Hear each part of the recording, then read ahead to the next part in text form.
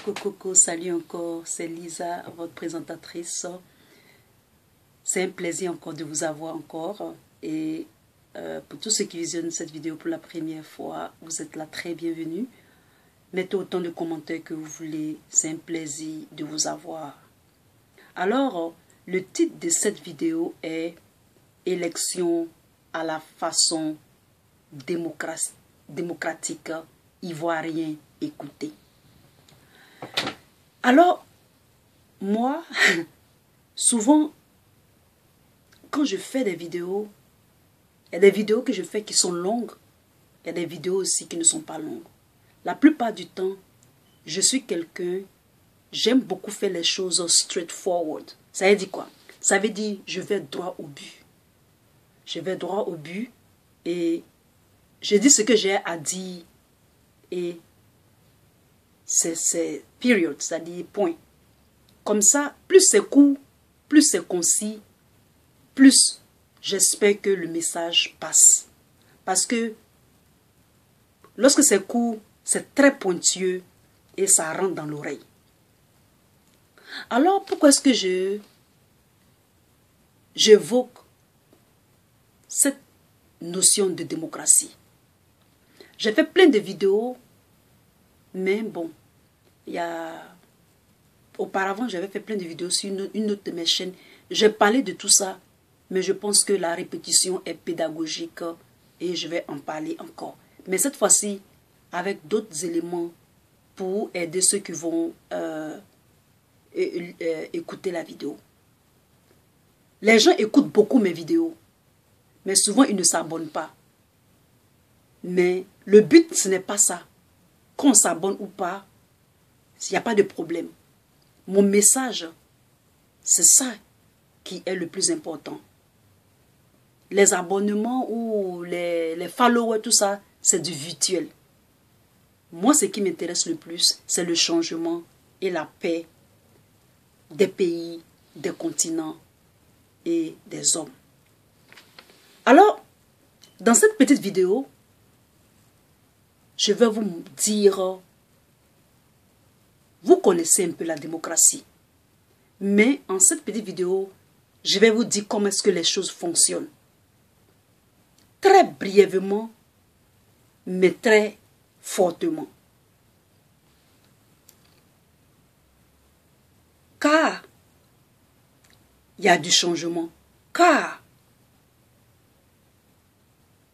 longtemps, on nous a mis des choses dans la tête qui n'étaient pas vraies. Lorsque vous votez pour quelqu'un, je vais vous dire un peu les votes. Je vais prendre l'Amérique, je vais prendre la France et puis je vais prendre les pays africains. En Amérique, quand vous votez, quand on vote le président, il y a deux partis là-bas seulement. Il y a les républicains et puis il y a les démocrates. Et des fois, c'est un peu alterné. Soit c'est un démocrate qui vient, soit c'est un républicain. Et c'est comme ça que ça bascule. Ils font leur mandat et ils s'en vont. Mais ceux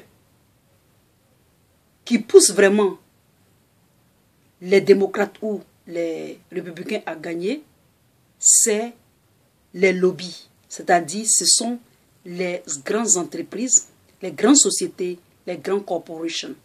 Et aussi, il y a les religieux aussi qui influencent un peu.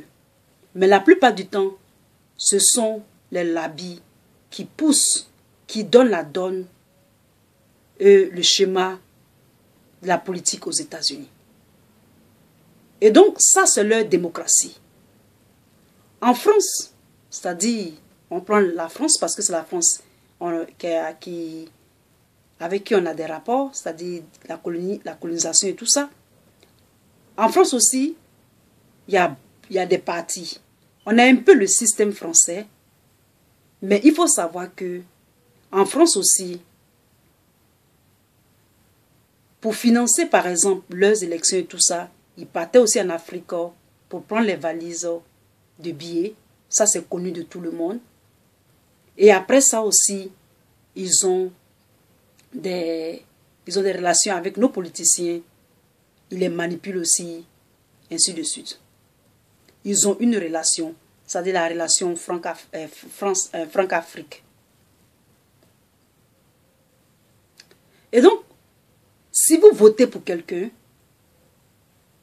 la plupart de ces personnes-là, ils ont été repérés dans les sectes, ils sont allés à l'étranger pour faire les études,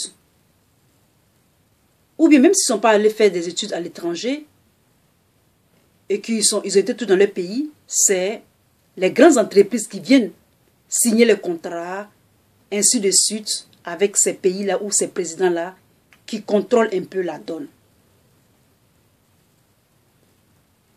Et donc, ces personnes qu'on vote là sont obligées, ils sont dans l'obligation de faire selon les intérêts de ces personnes qui les ont mis au pouvoir, ou presque. En Amérique, Donald Trump par exemple, il n'a pas les mains comme ça, il est aussi lié par les lobbies industriels, les lobbies d'armement, les lobbies de banques, etc., etc., les religieux, etc. Et donc, si vous votez pour, par exemple, ceux qui étaient dans leur pays et ils ont eu des contacts avec l'étranger, c'est-à-dire l'extérieur, les compagnies privées, ils viendront maintenir leur société dans le pays et ils prendront tous les marchés. Et donc, il faut voir un peu à qui vous donnez vos voix. C'est-à-dire quand vous élisez quelqu'un. Parce qu'on sait aussi que les élections sont truquées. Et il y a des rumeurs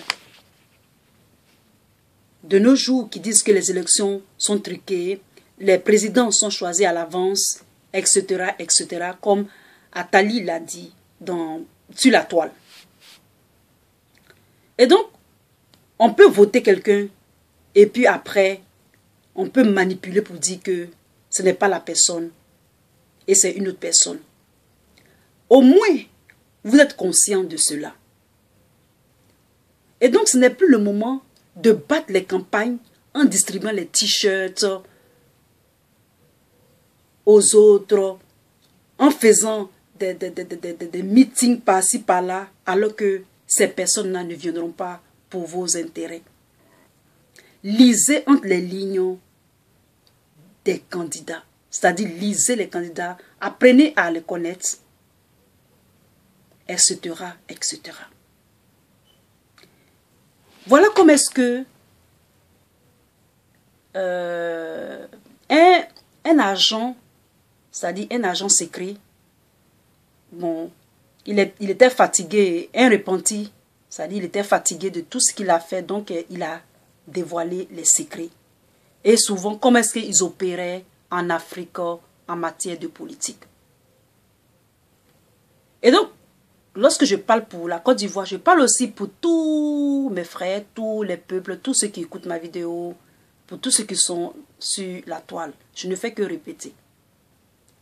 Et donc, il y a trois façons d'interférer avec la politique des nations, particulièrement les nations africaines, ou même en Amérique du Sud, etc., c'est-à-dire du tiers-monde, et même l'européenne aussi. Ils envoient des assassins économiques, c'est ce que même le repenti a dit. Ils envoient d'abord les assassins économiques. Si celui qui a été élu est dur de caractère et qu'ils n'ont pas pu l'avoir et celui qu'on a élu n'a pas succombé, ils envoient les chacals. Ces gens de chacals-là, ce sont des personnes en chair et en os qui sont envoyées en mission pour faire des opérations, pour tuer celui qu'on a voté, ou même celui qui est président, parce que il ne remplissait pas leurs conditions, ce qu'ils voulaient. Alors ces présidents, par exemple, qui ont une garde rapprochée très forte, qui ont eu une armée solide, qui sont vraiment armés, qui ont barricadé leur président, souvent, ces chacals-là échouent. Et maintenant, ils envoient un troisième une troisième personne, c'est-à-dire un troisième mouvement. Et c'est le mouvement de la guerre. Comme par exemple, on annexe le pays, on fait des trucs sur l'OTAN et puis on va bombarder. On prend le cas de l'Irak avec Sadat. Sadat était tellement... Sadat est le parfait exemple de ces trois façons d'atteindre les pays du tiers-monde, de façon, les nations, de façon à les tuer ou à les oppresser ou à changer ou à manipuler leur politique. Et donc, dans les pays où vous entendez souvent qu'on bombarde le président et le président meurt, c'est que ceux qui sont derrière ont passé tous ces trois niveaux-là. Et ceci est sorti de la bouche d'un repenti qui était dans le système. Et donc, mes frères, dans cette vidéo, c'est pour vous dire tout simplement de vous réveiller, de prendre conscience, de vraiment lutter. C'est l'union. Vous êtes plus nombreux que ceux qui sont extérieurs. Vous qui êtes dans vos pays, vous qui êtes dans votre pays, vous êtes nombreux. Et donc, vous pouvez vous mettre ensemble, l'armée, la population, pour lutter contre tout cela. Parce que vous avez la capacité en vous de le faire. N'ayez pas peur et prenez votre destin en main. Que la main soit solide. Ayez l'amour de votre patrie. Soyez patriotique, soyez nationaliste. Même en même temps aussi, aimez les autres, c'est possible. Peace et à très bientôt. Bye.